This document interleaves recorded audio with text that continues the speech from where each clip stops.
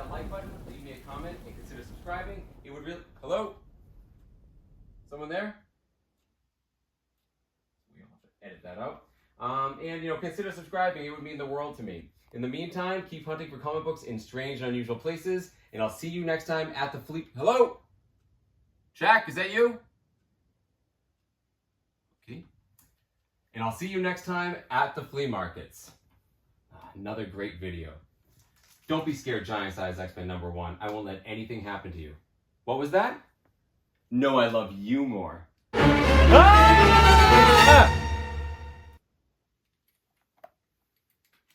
What? New YouTuber rules. It's a page highlighted.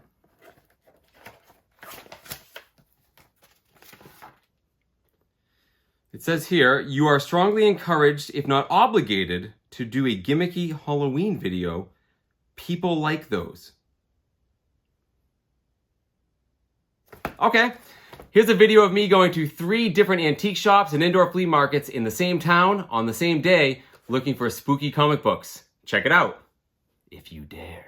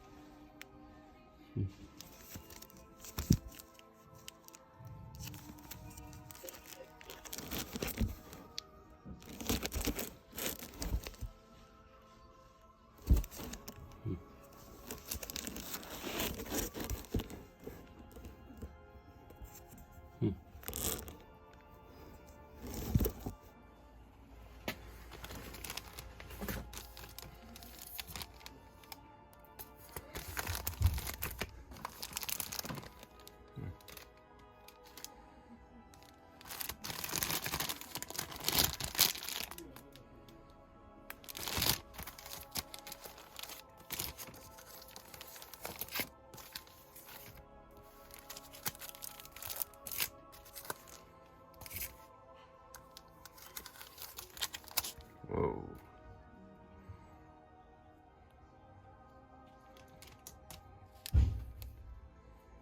Good shape.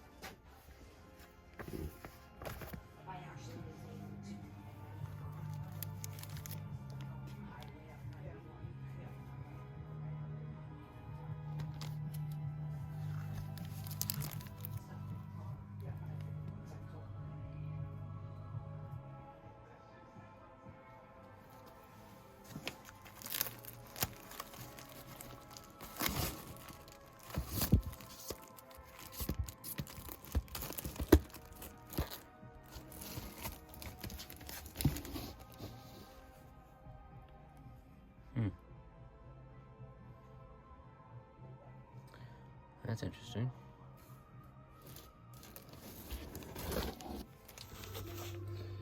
Yeah, it's brutal.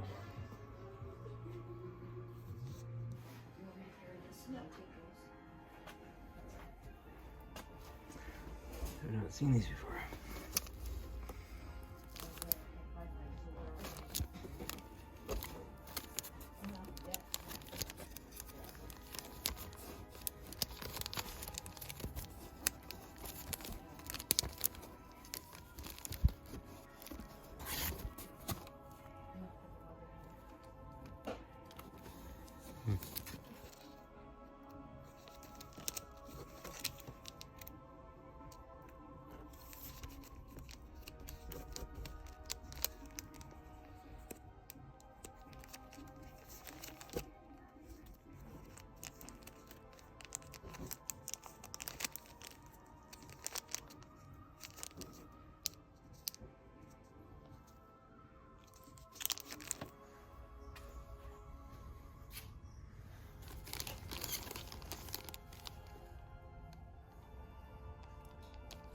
First, Ursa Major.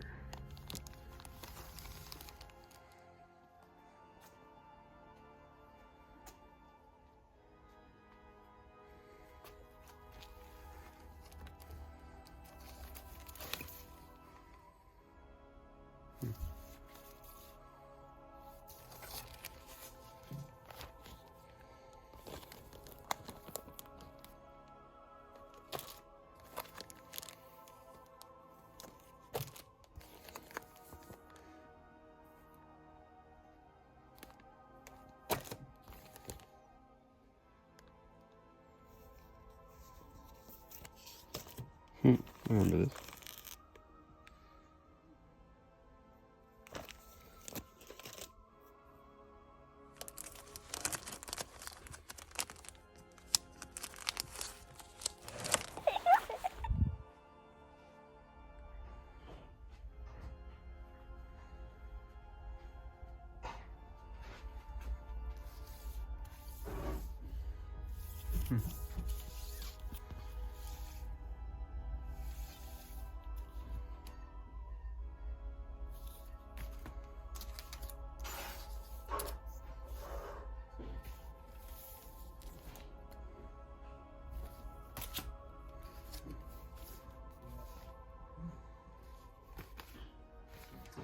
Let's see if the card's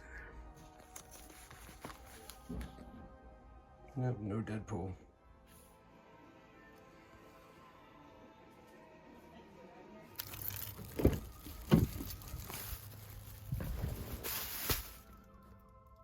Alright, next up.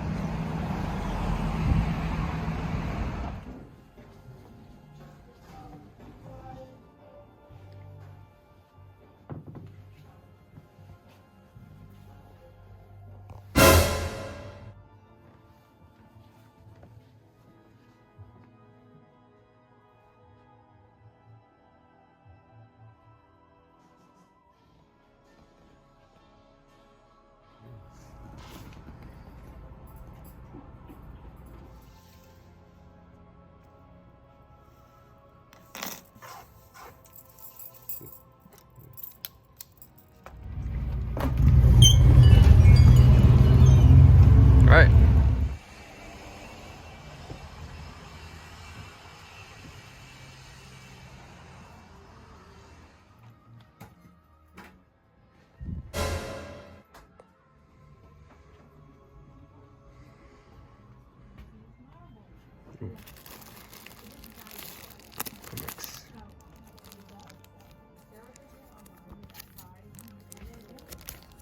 It's really difficult to do this without breaking a spine.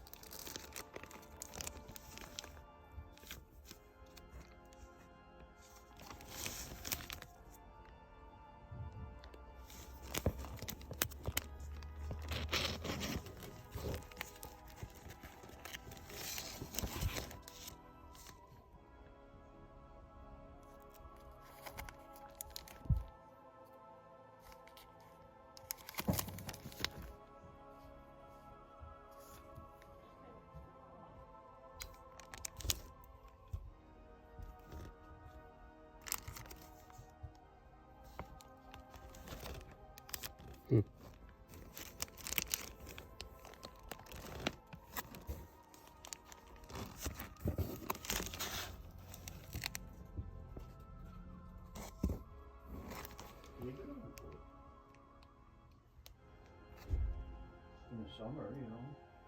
Put it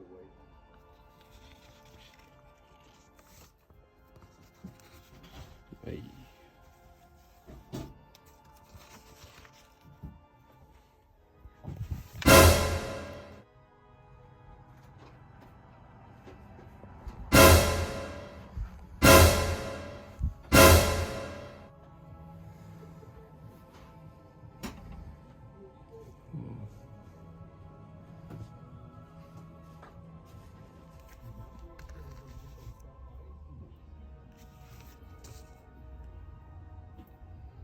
Hmm. The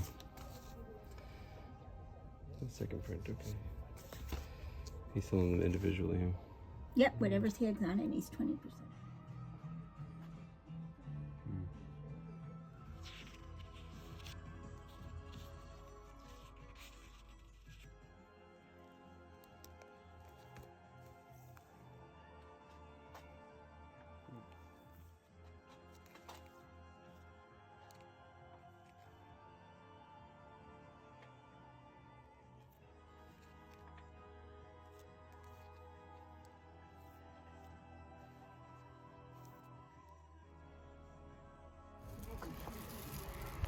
All right.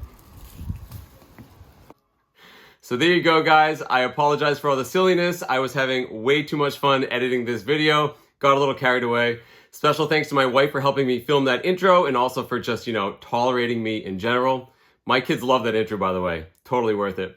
So yeah, I went to 3 different indoor antique flea markets. They're actually basically all consignment shops, and all of them had lots of good spooky comic books. I got a pretty good little stack of comics to show you, including some that are more just, superhero related stuff. But before I talk about them, I just want to remind you, if you like this sort of thing, not the Halloween stuff, if you like comic book hunting videos, go down, hit that like button, leave me a comment, and definitely consider subscribing. I just hit 1,500 subs, which is just blows my mind, guys. I am humbled by the support. And we're trying to close it on 2,000, and it says here in my new YouTuber rules, I think this is supposed to say rules for new YouTubers, would have been correct grammar there. But it says in here somewhere that whenever you hit a milestone like 2,000 subs, you're supposed to do some sort of, cool video, a giveaway or something like that. So if you haven't subscribed yet, go down, hit that bell button. And if we hit 2,000 subs, we'll try to do something cool. So all 3 of these consignment shops were in Palmer, Massachusetts. I'll make sure to put a link down in the description to each one of their websites. And Palmer is this sort of like old historic rail town. It's in Western Mass. It's right off of I-90. And because of its location, sort of like in this nexus of local flea markets, including Brimfield, which is right down the street, there are a lot of antique shops. And I go there all the time hunting for comic books. In fact, my very first YouTube video is me picking through some of these very same stores.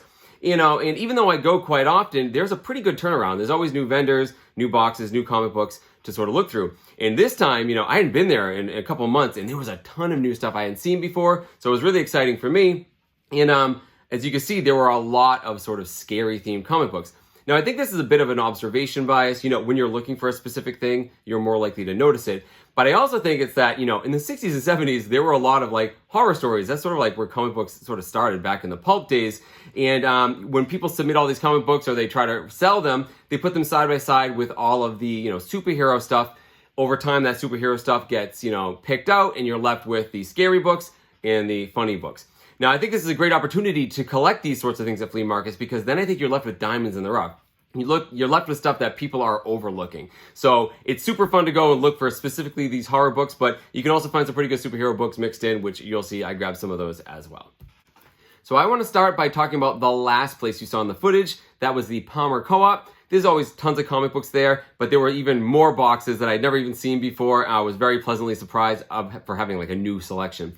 But let's talk about the last footage you saw. There were some comic books behind some glass cases, including some early Teenage Mutant Ninja Turtles. A couple of them were first printings, and the vendor was having a sale. They were priced pretty well, but I ended up not getting them. I'm not really into TMNT, and although the price was good, it wasn't great. So I ended up passing on them. There was also like a an old Daredevil that had the first appearance of Blackheart, Mephisto's son. Same thing. It was a pretty good price, but it wasn't in great shape, and I already have one in better condition, so I passed on it. But there were a couple of boxes right when I walked in that had all brand new stuff, including a lot of really cool DC stuff. And you saw in the footage, there were 4 of these. This is Batman 497 from 1993. This is famous because this is the issue when Bane breaks Batman's back.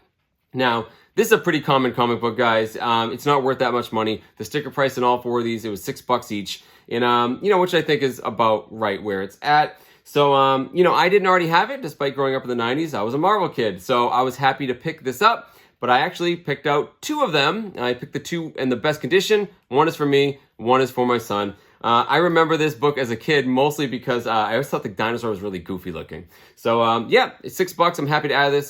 Jack will add one to his little collection here. I think it's sort of like a institutional book. It's if you collect old Copper Age stuff, I feel like everybody knows what this comic book is, and happy to add it to the collection.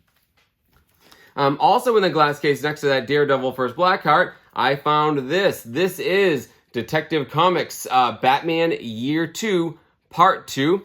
This one here is from 1987, and the reason it really jumped out to me is that you have art by the Todd father himself, Todd McFarlane. You get some Todd McFarlane Batman, you got to jump on it. Again, the guy was having a sale. I got this, I think, for $10. I'm happy to have it. It's got some issues along the spine. It's got some color breaks, spine ticks, but I think it's a really cool comic book, and now I'm going to try to find the rest of Year 2, and maybe I'll go back and try to fill out the rest of Year 1 as well.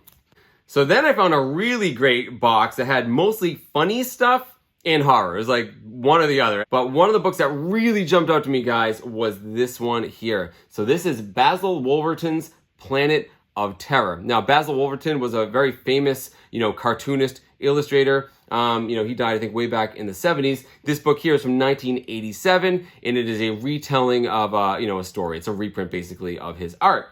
But what jumped out to me was the cover. I thought this cover was really cool. Obviously, it jumped out to me right away. And then I noticed the name on the side, and it says A. Moore, as in Alan Moore, as in, Watchmen, V for Vendetta, The Killing Joke, Swamp Thing, that Alan Moore. And, I have a lot of Swamp Thing books, and I can definitely see a lot of similarities in this art style with, those really cool Swamp Thing covers. So, this jumped out to me as well. It's in really great shape, guys. It just has a fantastic cover to it. And I thought it was at least worth talking about, but I think it's cool enough to actually end up on the wall as well. So, very cool. Planet of Terror. So, the final one I got at this consignment shop, it was sort of mixed in with these comic books that were just like in a magazine holder. They were all getting beat up. They were all flopped over the top. The spines were breaking. But this one was in the middle, and it was relatively safe.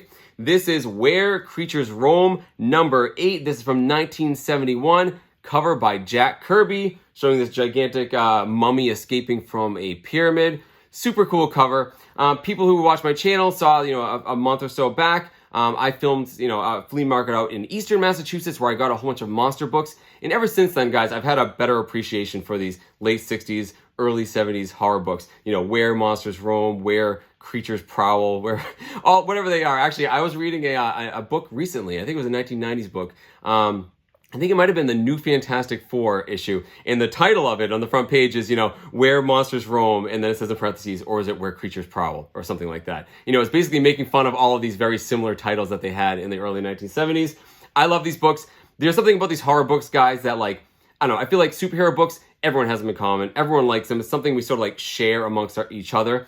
But horror books seem just very personal to me. I picture a little kid, under his blanket at night. He's supposed to be sleeping. He's got a flashlight, and he's reading through these spooky stories when he's not supposed to. There's something very intimate and personal about a one-off scary story. You're not reading it because of hype or for a larger narrative or story. You're reading it because you want to be creeped out, by yourself. So there's something about these I just absolutely love. I love the art on these. So. Not worth a ton of money, but I absolutely love it. This one is going on the wall next to my other horror books. So, Where Creatures Roam, number 8, Jack Kirby cover. Awesome book. Okay, so now let's jump to the first place you saw in the footage. That's the Yankee Flea Market. It's a huge indoor consignment shop. It seems like they're always busting down walls to add new vendors, and they always have tons of comic books. They never fail to disappoint there. But what was most interesting this go around was how many horror magazines I found. You saw in the footage there was an old monster mag with all the Universal monsters on the cover. I'll put a picture next to me. It was an okay price, but it was fairly beat up. Underneath it was a Wolfman magazine. Maybe the most interesting one was a Tales of the Zombie featuring a Brother Voodoo story. I love Brother Voodoo. It was from the early 1970s. It was in great condition. You saw me take it out of the bag. The inside was all, black and white art. Just great condition. And that vendor was actually having a sale. It was a pretty good price, but it wasn't a good enough price. I didn't like it that much for me to spend my lunch money on it. But the one magazine I found that I could not live without was this one. So this is Dime Detective Magazine. It is a pulp magazine from August of 1950. I know the further back you go in the golden age, sort of that, the overlap between what is a comic book, what is a magazine kind of gets blurred. I think this is decidedly a pulp magazine. But one of the biggest, the hottest collectibles right now, at least in comic book collecting, is pre-code horror books. Those old books before the comic book code that were known for the gratuitously violent covers, really scary stuff. They're a hugely hot commodity, and I almost never find them at flea markets, guys. And when I do, they're either prohibitively expensive or they're just, in terrible shape, missing a cover or something like that. Even these pulp magazines can go for quite a bit. But when I saw this, it really appealed to me, mostly because it had a lot of hallmarks of that pre-code era age. It's the right era. It's the early 1950s. You get the really cool, pulpy trade dress. But of course, you have the beautiful woman, damsel in distress, looks like she's falling to her death. You have a creepy clown brandishing a gun. It just really spoke to me. It's just a really cool book. As a collector of comic books and antiques, I just love the aesthetic from the 1940s and 50s, guys. This will fit somewhere in one of my collections. I just thought it was absolutely awesome. It's not in great shape, but I think I got a pretty good price for it. I got it for $30. Not great, but I'm happy to have it. Let me know, guys, down in the comments what you think of pulp magazines. If any of you comic book collectors collect pulp magazines. And definitely let me know down in the comments if you are a collector of pre-code horror. It's not something that I'm super into. I'm more of a Silver Age superhero guy, but I definitely appreciate those books and those collectors. So let me know down in the comments. I'd love to hear from you. So yeah, Dime Detective Magazine from August 1950. Super cool, scary book. So the final place I went to, which is the second footage that you saw, that is the Quabog Valley Antique Center. Really great antique shop. Has a lot of higher end furniture, really great vinyl selection. Almost never has comic books. In fact, I only found 2 comic books in the entire place. They were right in a glass case, right when you walk in. And I bought comic books out of this case before from this vendor. And it's kind of funny. You buy one comic, and then the next time you go back, it's been replaced by exactly one other comic. It seems like this vendor only ever sells 2 comic books at a time. And he clearly knows his stuff, because the back of every comic book, he puts this little slip, which is information on the comic book and what his own personal opinion on the grade is. So that's kind of cool. But the comic book I saw, and I know you saw it in the footage, I could not live without, is the Monster of Frankenstein #2 from 1973. Awesome cover by Mike Plug. This is the first appearance of the Bride of Frankenstein. Guys, I got this for $14. This book is in exceptional shape. Yeah, there are a couple color breaking spine ticks on here. There's a barely perceptible color break down here in the corner, but otherwise, the colors on this are fantastic. They are bright, the corners are sharp. This book is in great condition. I showed it to my friend Jeff at Comic Spa. I was thinking of having him, clean it up, and he said the same thing. Wow, it's in really great shape for its age. I just think this book has a fantastic aesthetic, guys. I've met some people recently who, they said their gateway into comic book collecting were these old monster books, these specifically Frankenstein or Tomb of Dracula from the 1970s. And again, I picture a little kid under his bed sheets, with a flashlight reading these types of comic books. This book's fantastic. For $14, guys, for the condition, I am super happy to have this one in my collection. Monster of Frankenstein, #2. Awesome, awesome book. So there you go, guys. That was me hunting for spooky comic books. Same town, same day. I think I got some pretty cool stuff. I got some really neat Batman comic books. I got 2 horror books with covers by comic book royalty. I got this fantastic 1950s pulp magazine. I'm happy to add it either to my antique collection or my comic book collection. I think the prize of the day is definitely Monster of Frankenstein #2. Fantastic book, fantastic edition, excellent price. Really happy that I found this one. Thank you guys so much for watching. Thank you for indulging, maybe even tolerating the Halloween silliness. Make sure you go down and like, comment, and subscribe. I have more spooky comic books coming up in future videos. You'll have to stay tuned to check out. You can also follow me on Instagram now under Lunch Money Comics IG. I have no idea how to use Instagram, so come follow me and watch me struggle on social media. That's it, guys. In the meantime, I hope you keep looking for spooky comic books in strange and unusual places, and have a very happy and safe Halloween.